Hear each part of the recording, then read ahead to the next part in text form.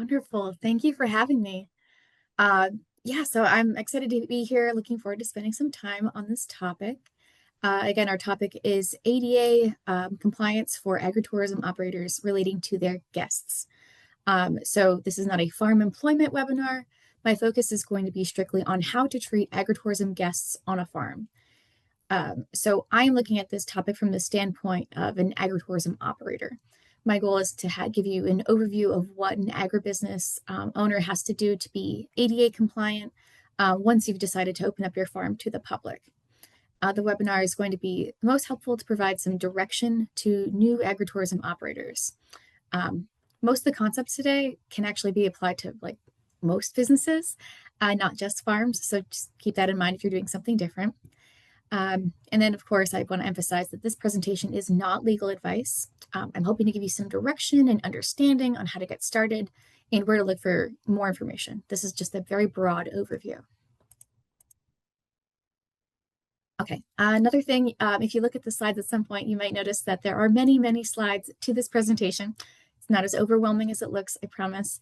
I've included a lot of extra material, some citations, additional sources.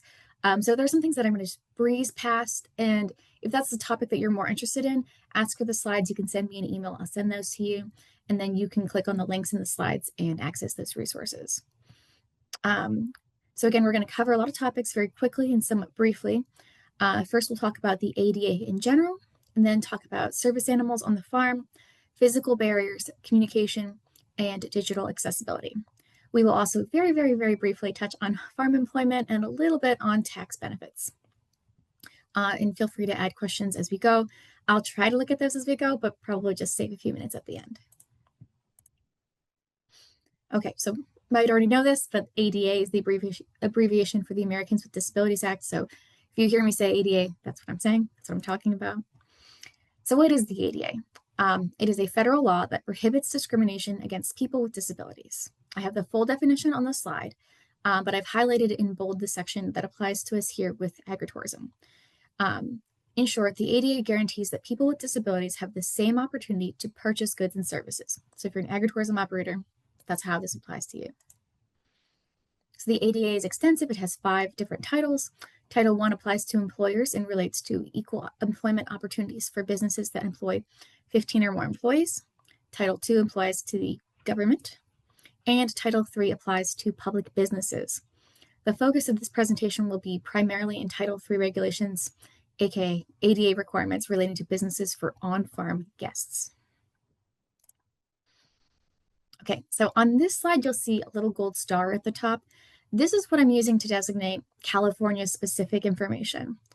For the most part, California law mimics the federal ADA law, but there are some places where California law is a little bit more strict. So I'm going to try to point out most of those sections. And so when we get to a slide that has California law, you'll see that gold star. So to get started, and for an example, there are 2 California laws that apply here. So we have the Unruh Civil Rights Act and California's Disabled Persons Act. So the Unruh Civil Rights Act, this is an anti-discrimination law that applies to business establishments. It's enforced through the California Civil Rights Department, and it has penalties with a minimum of $4,000 per violation.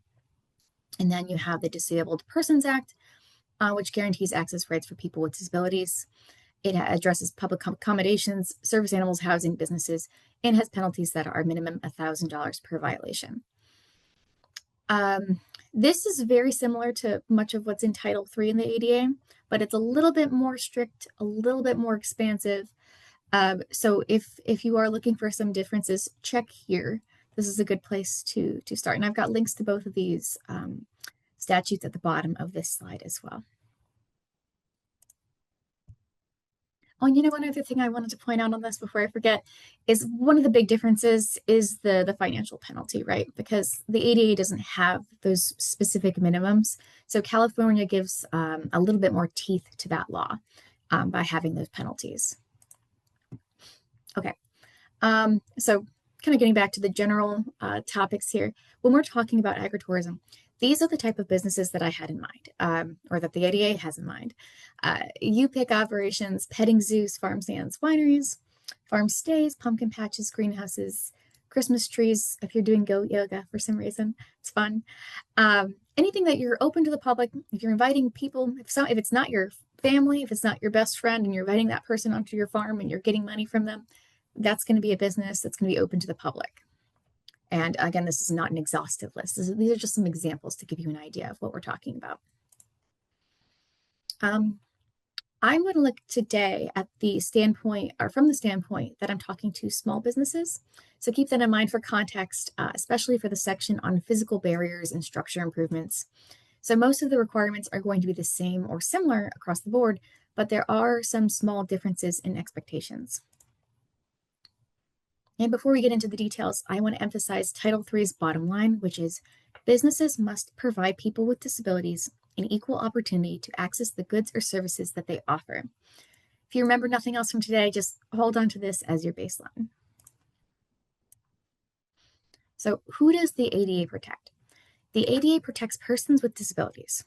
There are 3 different types of disabilities. One, a person with a physical or mental impairment that substantially limits one or more life activities. The ADA also protects people with a history of a disability. The main example that they give is cancer in remission. Lastly, the ADA protects people who are perceived by others as having an impairment. The example that the ADA gives here is someone with scarring from like a serious injury. The last thing about ADA on this slide is that the ADA applies automatically. There's no need to sign up or register. It covers you if you have a disability that would be covered here. Now, again, we've got another California slide. So the difference in the definition of disability from the ADA is that the word substantially, right? So the ADA definition says that it is a mental or physical condition that substantially limits a major life activity. The California definition takes out the word substantially. So basically what it waters down to is California protects people who have a mental or physical condition that limits a major life activity. So that's a lot broader. So the list of disabilities that I have, I think it's on, yes, this next slide. This, there might be some exceptions here under the ADA. These are the examples that the ADA gives, but just look at this list and then picture it to be a little bit broader under California law. So that's, I hope that makes some sense. I do have on this California slide, again, a link to this information if you need to find more. So for the source of this list, we've got people with epilepsy, intellectual disabilities, autism, cerebral palsy, deafness, diabetes, cancer, a lot of things that you would normally think of. But it's also important to note that many of these disabilities are not visible. So, I think it's important when someone comes onto your property, even if they don't appear to be disabled in any way, always have that in the back of your mind and be ready to provide accommodation if need be. Okay, so we are going to start with service animals because this is the #1 question that I see from agritourism operators. So what is a service animal? Service animal is defined as dogs that are individually trained to do work or perform tasks for people with disabilities. The work or task a dog has been trained to provide must be directly related to the person's disability. And please note that there are no dog breed restrictions. So if there's any local dog breed restrictions for your township or something like that, like we don't accept these type of dogs or whatever, that doesn't apply to service animals. Okay, so on this slide, I have some examples of tasks that a service animal might be trained to do. So, you could have seizure alert dogs that alert people who experience seizures, sometimes even before the seizure happens, which is really cool. There are diabetic alert dogs that can detect when a person's blood sugar level drops or spikes, which is, again, really cool. We've got dogs that can pull wheelchairs, that can fetch, medicines or, other aids for people who have, mobility issues. And then there's also dogs that can calm people who have PTSD during an anxiety attack. Okay, so people are often very confused about the difference between service animals and emotional support animals. Emotional support animals are not service animals. Emotional support animals are animals whose function is to provide comfort or emotional support. Service dogs are trained to do work or perform tasks for people with disabilities. This is the federal definition, and the state does allow, the ADA does allow state and local law to define service animals more broadly. So continue with the comparison. Businesses must allow service animals to accompany people with disabilities in all areas of the facility where the public is allowed to go. So emotional support animals are not protected by the ADA. So the bottom line is that if you operate an agritourism business, you have to allow service animals onto the property. You do not need to allow pets. You usually do not need to allow emotional support animals. This is something that you want to double check your state and local laws.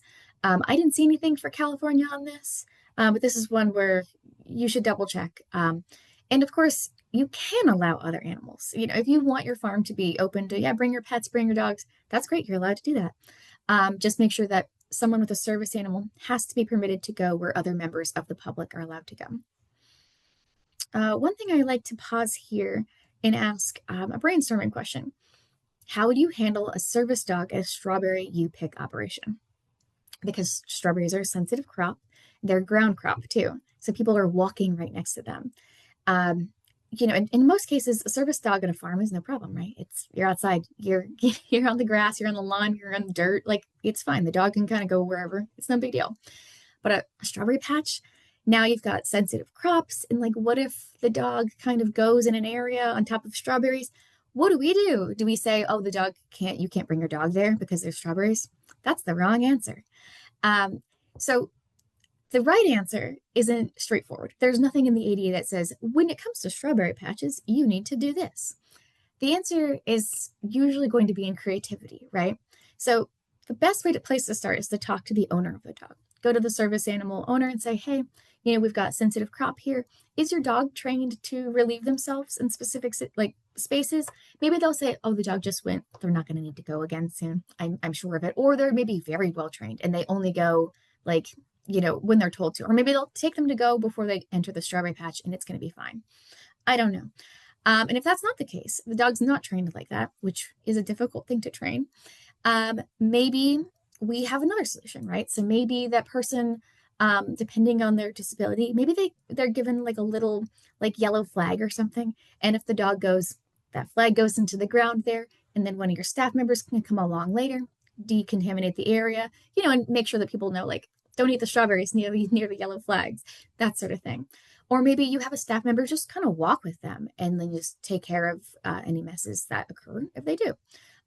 So that's what an accommodation looks like in this situation. There's a lot of different ways that you can handle this. Again, it's going to be different case by case, but those are just some ideas. This is just where I like to have people start thinking about how could you address this? Because just saying you can't have a dog here is not the correct approach. Okay, so when can a service animal be prohibited? Service animals can be excluded by a business if the dog's presence would fundamentally alter the nature of the goods, services, programs, or activities provided to the public. The example that the ADA gives is an operating room, not a hospital room, an operating room, because dogs are allowed in hospitals, hospital rooms. So unless you are operating a surgical center at your pumpkin patch, this probably does not apply to you. You probably can't prohibit a service animal. Okay. But what do we do when we have people on our property with serious allergies, or people on our property with cynophobia who are afraid of dogs? Because that's a protected class too, right? Unfortunately, the answer to this isn't easy. As a business owner, you have to accommodate both parties. So this is one of those situations where it actually might be easier because you're on a farm, versus a typical storefront business where it's a small enclosed space, right? So if you're assuming that your operation is outdoors and fairly open, it might not be that difficult to direct the two parties to avoid each other. This could be, you can try something unique, right? It's not going to look the same on every operation, but maybe, you have the person with the dog show up before the person with cynophobia. That person shows up, they see the dog in the head, they say, I'm terrified of dogs. And you say, okay, I'm going to have a staff member walk with you. And if if it looks like you're going to cross paths, they'll intervene and make sure that you have, a nice buffer so that you don't have to be near that dog. Or if it's not, fear of dogs, it's allergies. Again, we'll just make sure if they go into the store, We'll make sure that the store is cleared before you go into the store so you wouldn't have an allergy attack. Or maybe like you have people with walkie-talkies kind of watching, like I see the dog over on the east side. Whatever, however you want to deal with it. But just know that it's your responsibility to address it. And you can address it all different ways. Just look at your situation, think about what would be the best way to handle it, and have a plan. And a quick note about food service. If someone says that they're concerned about allowing dogs into food service areas because they were told at some point, you can't have pets in food service areas, the ADA specifically allows service animals to be in food establishments. So even if there's a state or local health code that says no animals can be here, service animals aren't, regular animals are not pets. They are allowed to be in that area. Okay, so when it comes to charges and fees, service animals are not pets. So if you would typically allow people to bring your pet, but you charge like a $10 fee for someone who wants to do that, you can't charge a $10 fee for someone who has a service animal. Service animals are not pets. Think of service animals as a disability device. So you wouldn't charge someone for bringing their wheelchair with them or their cane with them. That would be crazy. So we don't charge them for bringing their service animals. And the same type of logic applies to damaged goods. So, if you don't have a policy where like you break it, you buy it policy, so you wouldn't normally charge someone if they knock something over and they break it. You can't charge someone if their service animal causes damage. Now, if you do have a store policy, that's on your website. You've got signs around that say, you break it, you buy it.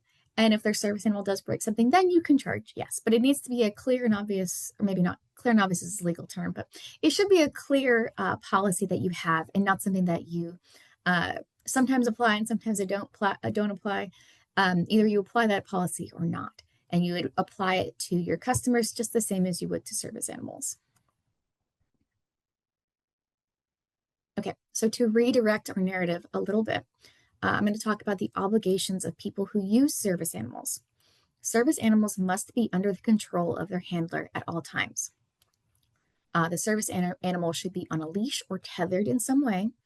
And if it can't be leashed because it would interfere with the service animal's task performance, then the service animal must still be under control either by voice signal or other control by the handler. Moving back to, actually, did I? Okay. I'm so sorry. I think I lost my slide here on what out of control looks like. So I'm sorry if this is something that comes up later. But so what does an out of control dog look like? An out of control dog is one that's barking a lot, that's pulling a lot, it's hard to describe what an under control dog looks like. It's a lot easier to imagine out of control. So if a dog is barking a lot, if it's made a mess inside multiple times, if it's not housebroken, that dog might be not under control. You might be able to ask them to leave. Okay, if we move back to the business owner's obligation, I want to highlight some things that businesses may not ask their customers. So you cannot ask about the person's disability. You cannot require specific medical documentation. You can't require a special identification card or training documentation for the dog. And actually, there's a little asterisk here. I have a slide on that. But the training documentation can apply for dogs in training. Again, I'll come back to that. So just hold that thought. You cannot ask that the dog demonstrate its ability or perform the work or task, which would be impossible in some situations, right? You can't say, oh, how would your dog alert you if you're having a seizure? Like, well, you're not having a seizure, so it's not going to alert you. Like, what do you mean? You also can't ask for proof that the animal is certified, trained, or licensed. We're not asking our customers personal questions. These are not things that we are asking them, so do not ask these questions. Leave them alone. And again, to emphasize this, it gets its own slide. There are no specific training or certification requirements for service animals. Common misconception. Most service animals have extensive, very expensive, specialized training that they complete in order to do what they do. It costs a lot of money. But there are many different training programs, and people with service animals are not required to do a specific training or acquire any sort of special certificate. Okay, so we learned the questions we can't ask. What are the questions that we can ask? How do I talk to people who bring service animal. And again, this is only if you have a no pet policy for your agritourism operation. If you say like you can't bring your pet here no matter what, well, what do I do when I see someone with a dog? This is what you do. Step one, is there an obvious disability? If the person with the dog is obviously disabled, then we have to assume that the animal is a service animal. Obvious disabilities might be a blind person who has a seeing eye dog. They'll probably be holding a white cane. An animal who's assisting a person in a wheelchair. That animal could be trained to assist with pulling the wheelchair, retrieving items, other tasks we don't really know. But if the disability is obvious, if the person is obviously disabled, you may not ask anything. You leave them alone. You say, well, you can ask them like, is there anything I can help you with today? But you can't ask them about disability. You can't ask them about the dog. Step two, if the disability is not obvious, you can ask them these two questions. Is the dog a service animal required because of a disability? What work or task has the dog been trained to perform? Write these down somewhere, have them on a sticky note on your wall, make sure that your staff know these two questions. If the person answers yes to the first question, probably don't even need to ask the second question, but the second question might actually help us understand better what sort of accommodations the person may need, if any. So, for example, if the person volunteers and they say, oh, yeah, the dog's trained to alert its handler when blood sugar drops. Oh, okay, well, now we know, like, oh, they might have like a sugar issue. Hey, this is where we keep sugared snacks. We have some apple juice. We've got some grape juice. So if you experience, any symptoms and you need something like that, just tell a staff member and they will run and get that for you. And so this is just a really good opportunity too, if you do find out something like that, to let the customer know that you're available to assist them. Okay, so if the person says no or nothing to those two questions, then the dog is not a service animal within the definition of the ADA. If the animal is not a service animal, staff may tell them that your operation has a no pet policy and you can ask them to leave. If the individual says that their animal is an emotional support animal or an ESA, staff may tell them that there is a no pet policy without exceptions for emotional support animals and ask them to leave. And I mentioned signage a little bit earlier, but if the business has a no pet policy, that should be very clear. It should be posted conspicuously on the website, on social media sites, on sites around the business. It shouldn't be a surprise if someone shows up with their emotional support animal and like, oh, all of a sudden they're being asked to leave. And they're like, well, I thought, make it very, very clear what your policy is. And again, double check with your county to make sure that you can prohibit emotional support animals because there are some exceptions. Oh, and of course, just to end my little scenario here, if the person says that their dog is a service animal, you have to permit them to enter the business. So this is my quiz slide. So in your head, imagine this scenario. We see this person approach our business with their dog. What questions can we ask them? Take a look at the picture. There's a person holding a leash to the dog. And then because we're not in person, I'm not going to give you time to answer. But the answer to this is it's a little bit of a trick question. We can ask them no questions. The person in the photograph is clearly holding a cane for the blind. So in this situation, the disability is obvious. Since service animals are not required to wear special vests or blinkers or have special leashes, the key here is whether the disability is obvious, not whether the dog is obvious. So if the person wasn't holding that mobility cane, we could then probably ask them our two questions. Is the dog a service animal required because of a disability? What work or task has the dog been trained to perform? Okay, so here are my questions about out of control dogs. So when can a service animal be removed from a business? There are two conditions. One, the dog is out of control and the handler does not take effective action to control it. And two, the dog is not housebroken. So what is out of control? We can all envision what an out of control dog looks like. We can have that visual in our head, right?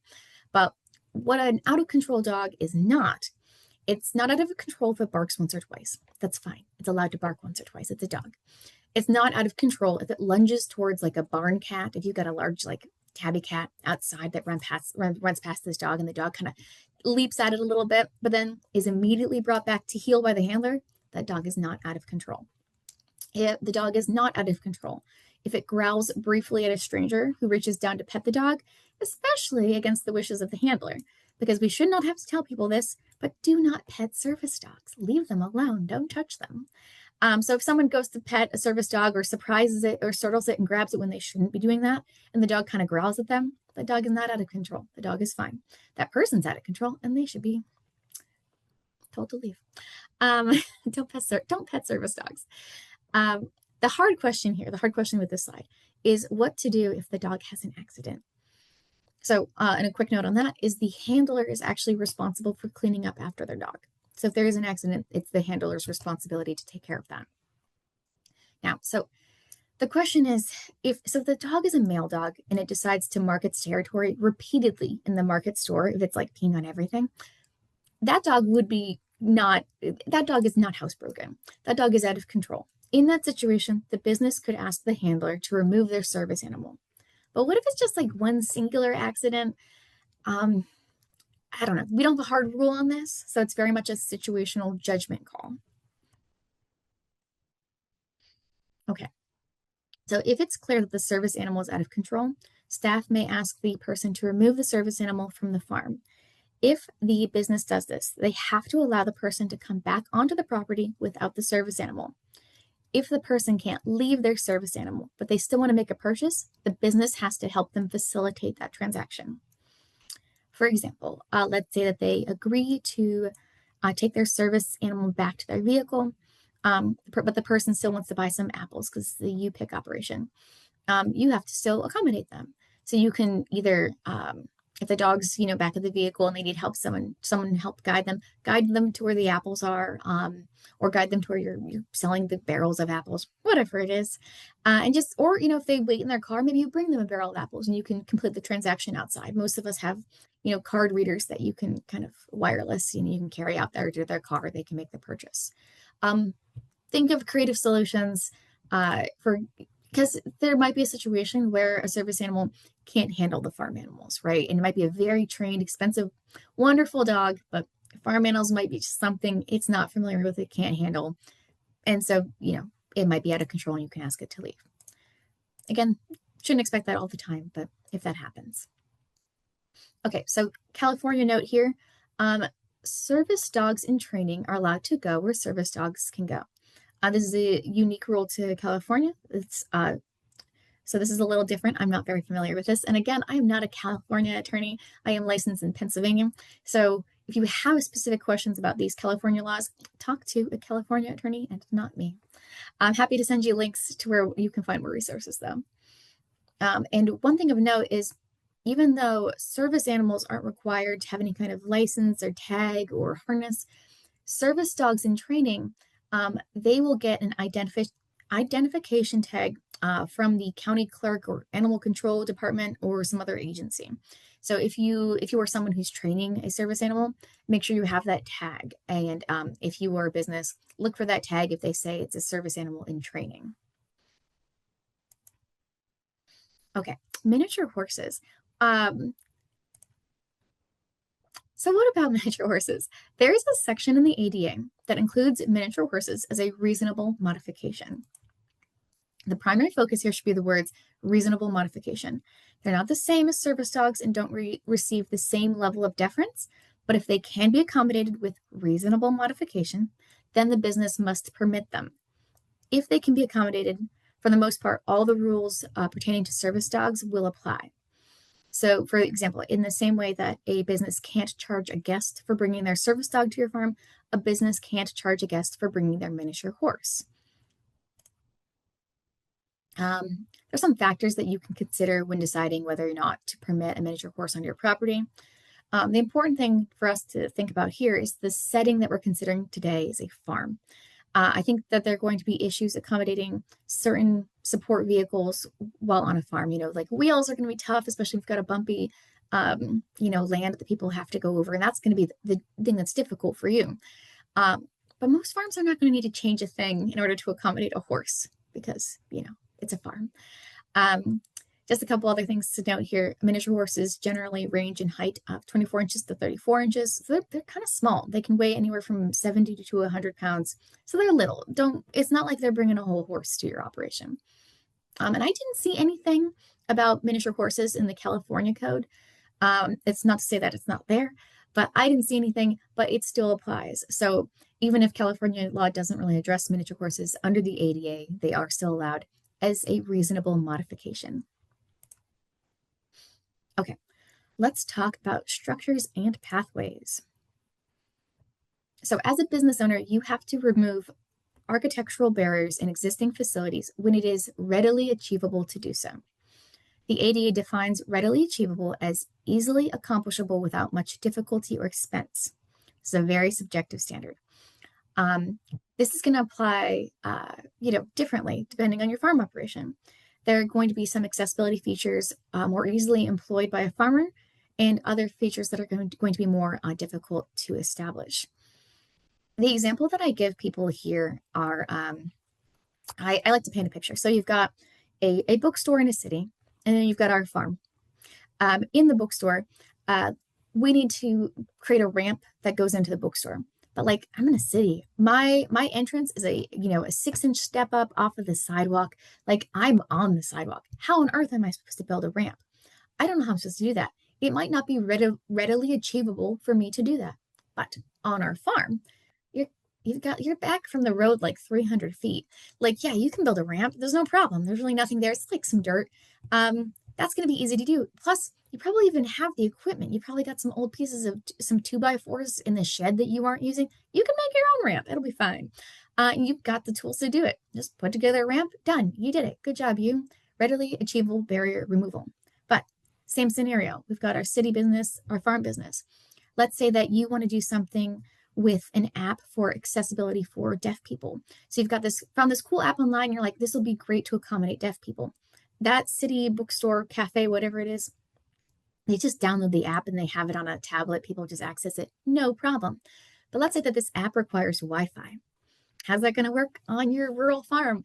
I don't know California as much, but I tell you, rural Pennsylvania, that might be a little tough. So maybe that's not a readily achievable barrier removal for you and your farm. Maybe you need to explore a different option.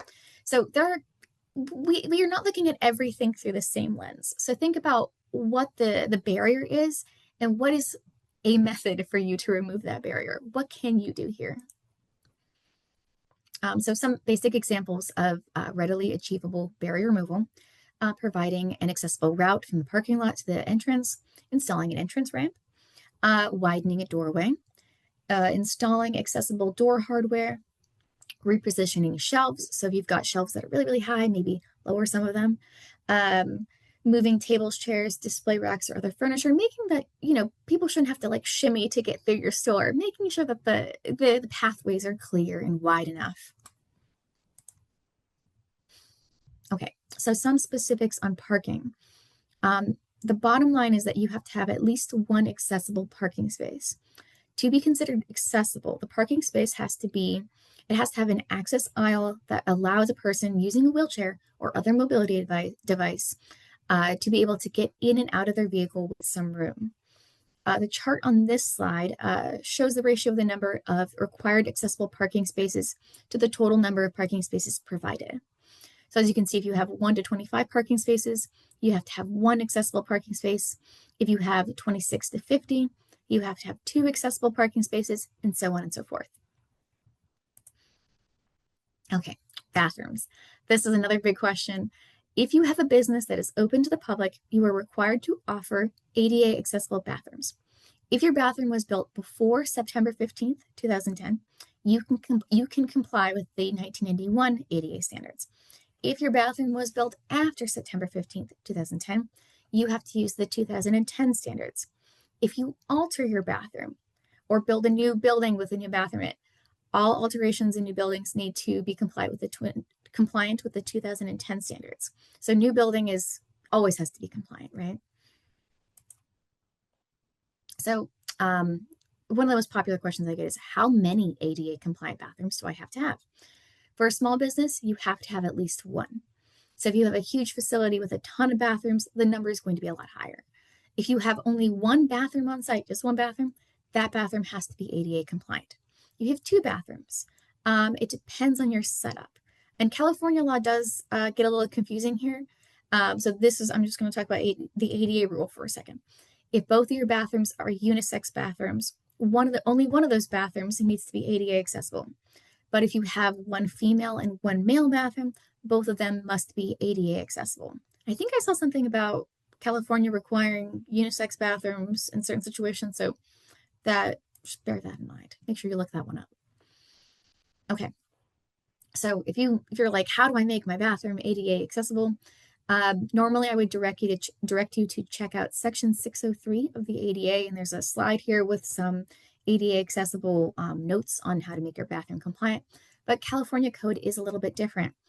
The California requirements cover the same features in the bathroom, but the code is more strict on rules relating to clear floor space, toilet placement, grab bar placement, sink placement and plumbing, door install configurations, and in signage.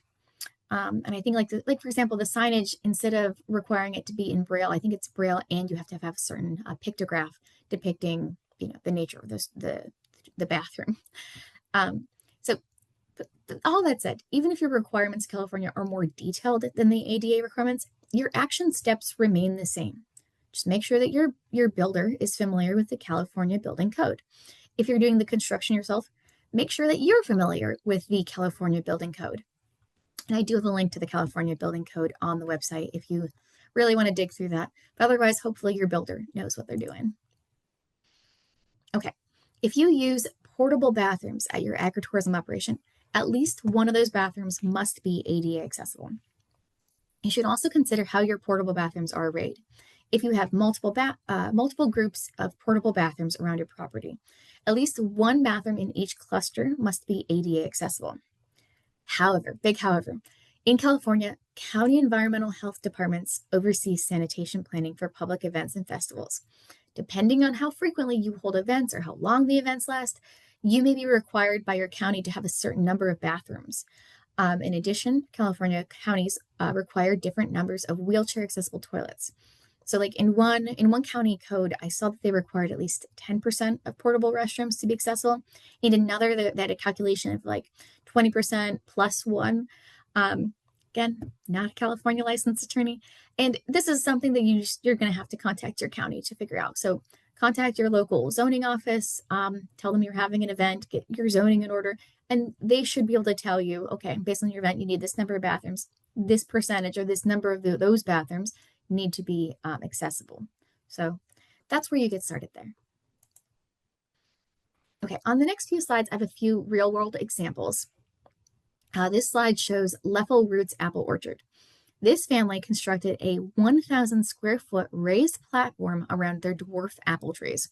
The platform is accessible by ramp and allows people in wheelchairs to easily pick apples themselves. This is not, in my opinion, readily achievable barrier removal. In my opinion, this family has gone above and beyond. This is an A++. You didn't just pass the class, you've created a new course. This is above and beyond for a special accommodation and a wonderful thing and a wonderful idea. If you can do something like this, awesome. Most of us don't have, this is not going to be readily achievable. We can't just build a deck around our trees, but like maybe you can. If you are someone that has the skill and capacity to do that, this is a wonderful idea. And their business is thriving. I know that they get a lot of wheelchair users to their orchard. If you can do something like this, wonderful. Your accommodation might look a little bit different, and that's okay too. These are some examples of what you can do. This article is a bit of an advertisement, so I'm not like personally familiar with the company. I'm not recommending them, but this article is so practical, very helpful. It's about a company that joined a landscaper in redoing this woman's backyard to make it more wheelchair accessible. This article is great because it has very specific, detailed notes on how to create a gravel path that's good for wheelchair wheels, but also how to select the gravel that you want for your project depending on your layout. So if you have extremely uneven ground and you want to create some accessible pathways and you have no idea where to get started, this is a great link. I highly recommend checking it out to get started. There's also a YouTube video, which is helpful. And then another reason I like this is because the picture shows a perfectly raised garden bed. The woman in the article is an avid gardener, and with the raised garden beds, she's able to tend to her plants and access the produce. So this is a great accessibility feature you can employ on your farm. It can be very wonderfully helpful to people with all kinds of disabilities, people who have knee issues, hip issues, wheelchair users, etc. And on this slide, I have another real farm example from Bandy's Pumpkin Patch. This is a screenshot from their website showing a long access ramp that leads to a wooden platform that can be used by a person using a wheelchair in order to access their hayride. I will say, we're also going to talk about digital accessibility in a little bit. Um, I think their website might be fine. I've actually not checked it, but one of the things that we'll talk about is font and whether or not it's easily readable. Like they have a bit of a yellow font on here on top of an orange. That's a little tough to read, and so we'll talk about that more. But make sure when you are designing your website, you're using high contrast fonts for your backgrounds. I mean, I think that one's probably fun, but there's ways to test it, and we'll talk about that too.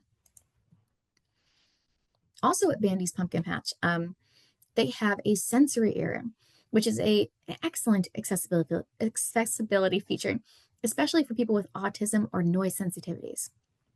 As far as readily achievable barrier removal, this is a great example of a easy, low-cost accommodation. Because to have a autism awareness, a quiet sensory area, you just need to have like an area of your farm that you just kind of set a little bit apart and say, this is a quiet area. We're going to go here. If you need a place to kind of calm down and get away from all the noise and lights and colors, just go over here, sit for a few minutes, take some quiet time. Look at you being accommodating. It's such a great idea. I love this so much. And they're advertising it. This is a wonderful marketing for parents who might have children with autism that they're scared to bring into these busy, noisy, excitable places, and they want to make sure that they have something like this. So you put this on your website, you advertise it, you're going to get more customers. This is a great it's good for you, and you're being accommodating. Okay, communication. So we already know what we need to do to accommodate people who are deaf or blind. What may surprise people is that as a business owner, you are also responsible for providing a sign language, oral interpreter, or video remote interpreting service. If your business would experience a significant or undue financial burden, you may not have to provide an interpreter, but you must then provide an effective alternative. Before we start hiring interpreters, a couple important things. First, people with these type of disabilities usually travel with a friend or family member who can provide interpretation for them. So this situation doesn't really come up very often. The best example I heard recently is the deaf parents whose children interpret for them. Imagine that the parent is called into a school for a parent-teacher conference because the child is misbehaving. Do you think that the child's going to be a very good, honest interpreter in that situation? Maybe not. The school might need to provide an interpreter. Same thing with like a doctor. You wouldn't want the child to interpret serious medical conditions from the doctor to the parent. You might need an interpreter from the doctor. This is unlikely to happen on a farm, but it's good to be prepared to think about it. Think about in what situation would I need that? Where would I go? Who would I call for that? Start looking that up for your area. See if that's a thing that you need. For the most part, you probably can get around this by using the technology that you already have. We'll talk about the next couple slides. So even without an interpreter, there's a lot of free technology. You can put things in writing. So if you have workshops that you do in your farm with verbal instructions, write them down, create a written handout. Hand it to someone who comes in, they say that they're deaf. You say, look, I wrote down all the instructions for you. Or maybe do a video that has captions on the bottom. Awesome. Or if you don't have anything written down yet, get a tablet or even their phone, do voice to text into like a blank document, talk into it, and they can read it as you go. Brilliant, easy, free, cost you nothing. What about guests who are mute and they have questions? Get them, again, hand them a notebook, hand them a tablet, say, type your questions for me. Happy to answer any questions you have about our farm animals. Done. Visual considerations. Make sure that you have all of your signage in large, high contrast font. So no, pink on red, none of that nonsense. Make your signs big, which is just good advice for signs in general.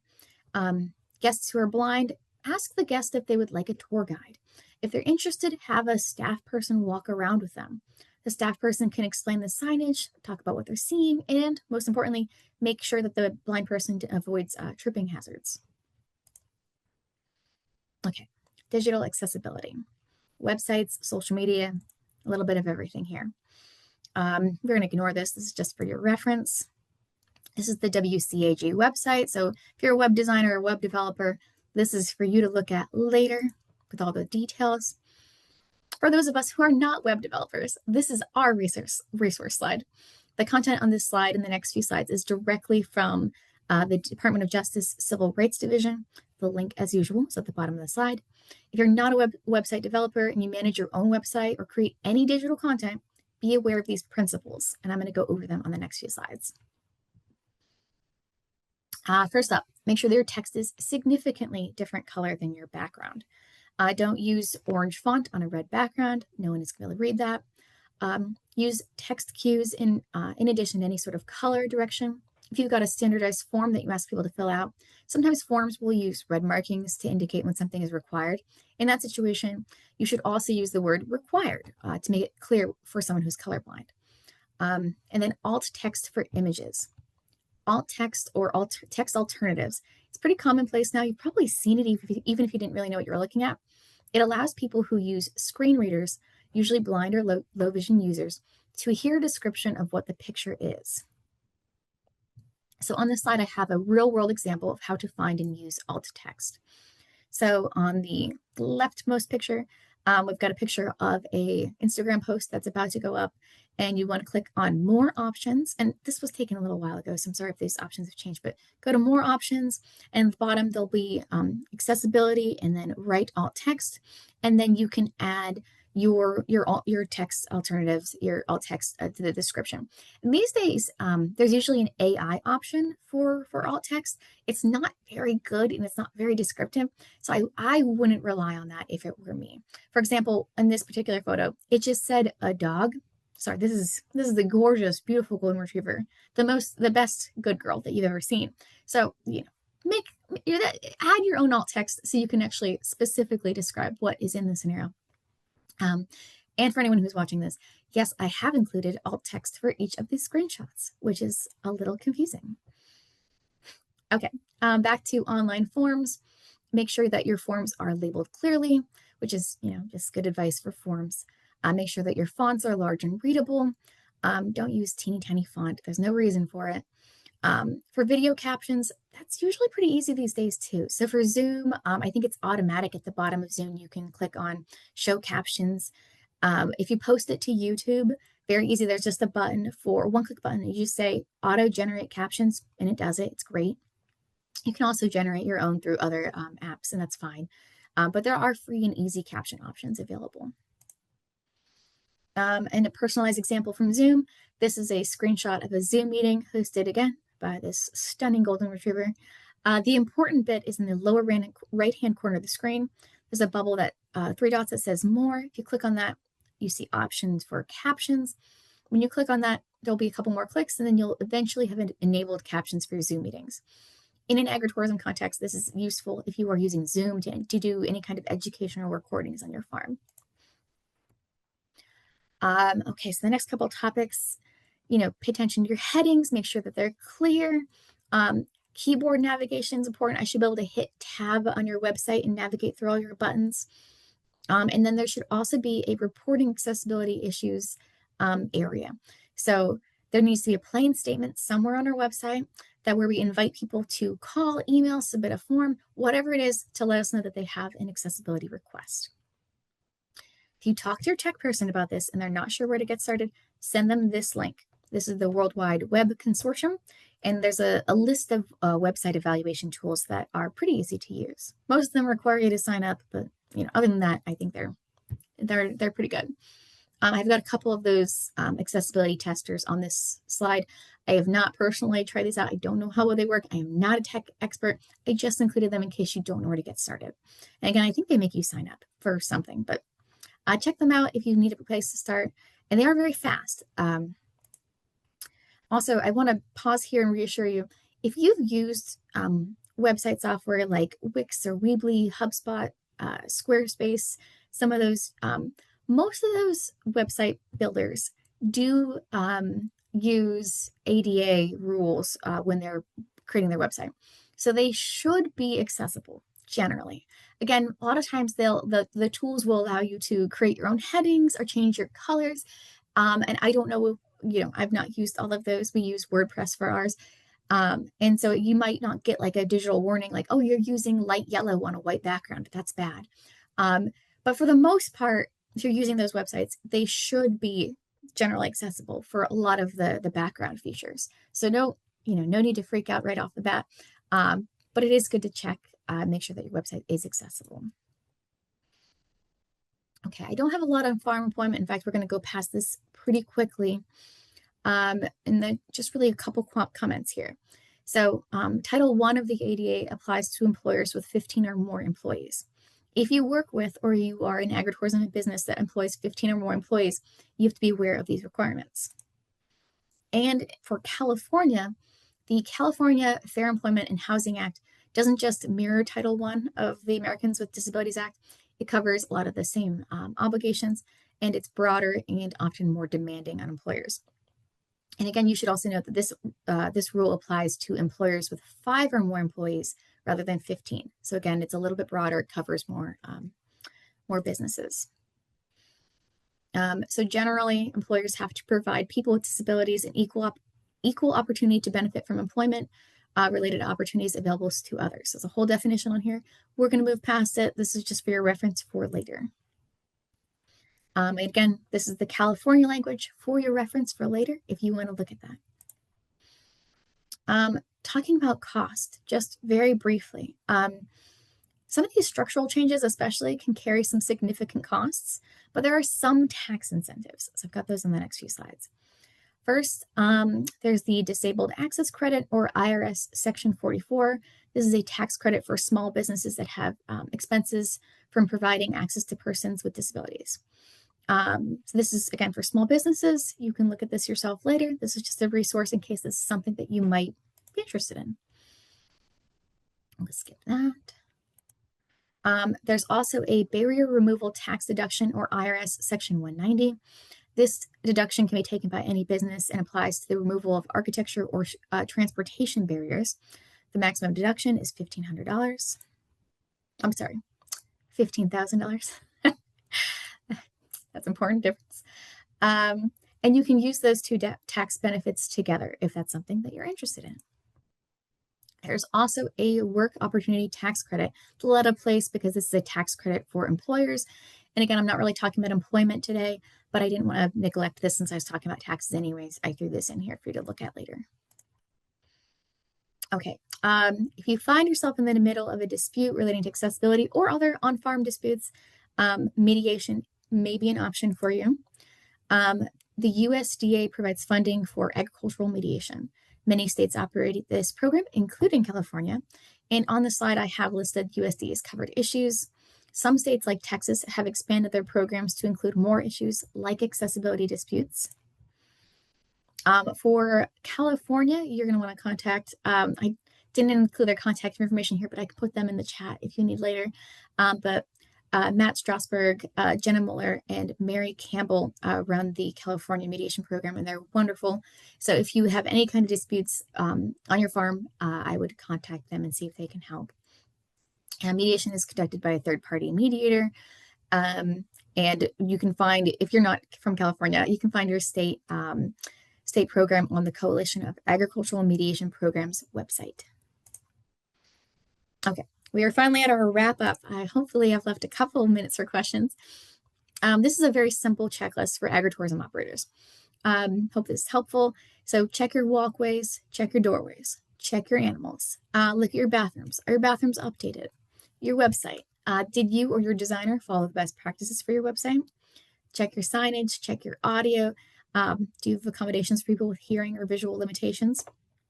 Parking. Do you have an ADA parking space? Training. Is your staff trained on this topic? And that's important. Write down some of these things, have a policy, do a training day with your staff. All of that can make sure that you are compliant, and it can be very helpful. Again, some of these slides are just additional details. And I like to point out that, ADA accessibility is, good for promoting your business as well. And some additional resources. And that's it for me, I think. Thank you, Rachel, for having me. My mailing address is on this slide. And now, last but very not least, I have listed my email address and office phone number. If you have accessibility requests relating to this presentation, feel free to contact me at jks251@psu.edu or call me directly at 865-4249. And thank you for your generosity in providing not only your email, but your phone number, Jackie. You might be getting some calls from California. Cool. Well, thank you so much. Thank you for having me. Appreciate it. Okay, have a great day, everyone. Thank you.